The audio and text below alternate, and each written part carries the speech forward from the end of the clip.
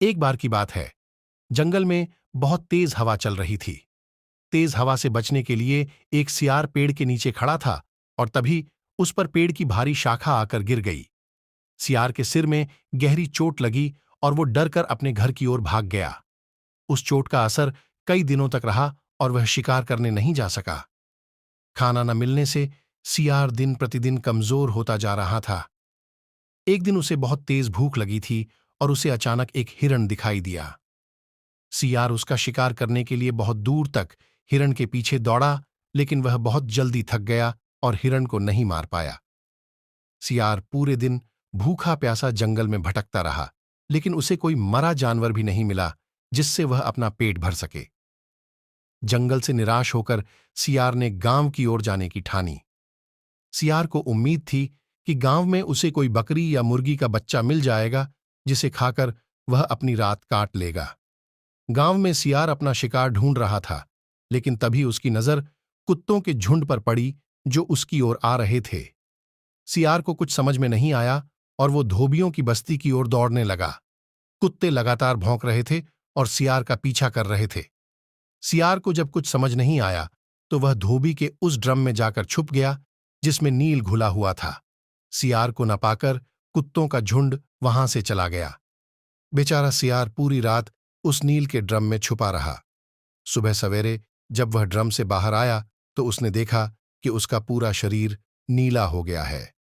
सियार बहुत चालाक था।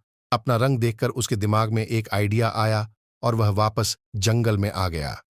जंगल में पहुंचकर उसने ऐलान किया कि वह भगवान का संदेश देना चाहता है, इसलिए सारे जानवर एक जगह इकट्ठा हो जाएं। सारे जानवर सियार की बात सुनने के लिए एक बड़े पेड़ के नीचे एकत्रित हो गए।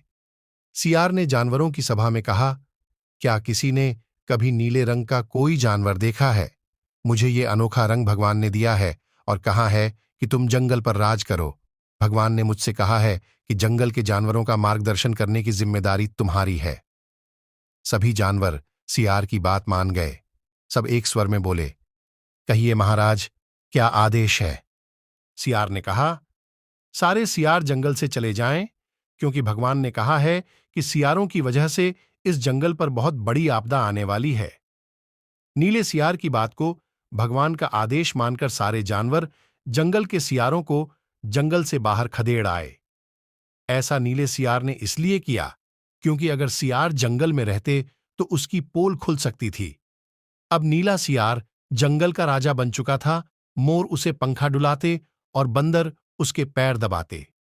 सियार का मन किसी जानवर को खाने का करता तो वह उसकी बलि मांग लेता। अब सियार कहीं नहीं जाता था, हमेशा अपने शाही घर में बैठा रहता और सारे जानवर उसकी सेवा में लगे रहते। एक दिन चांदनी रात में सियार को प्यास लगी। वह घर से बाहर आया तो उसे सियारों की आवाज सुनाई दी जो दूर कहीं बोल रहे थे। रात को सियार हू हू की आवाज करते हैं क्योंकि ये उनकी आदत होती है। नीला सियार भी अपने आप को रोक न सका। उसने भी जोर जोर से बोलना शुरू कर दिया। शोर सुनकर आसपास के सभी जानवर जाग गए। उन्होंने नीले सियार को हू हू की आवाज निकालते हुए देखा।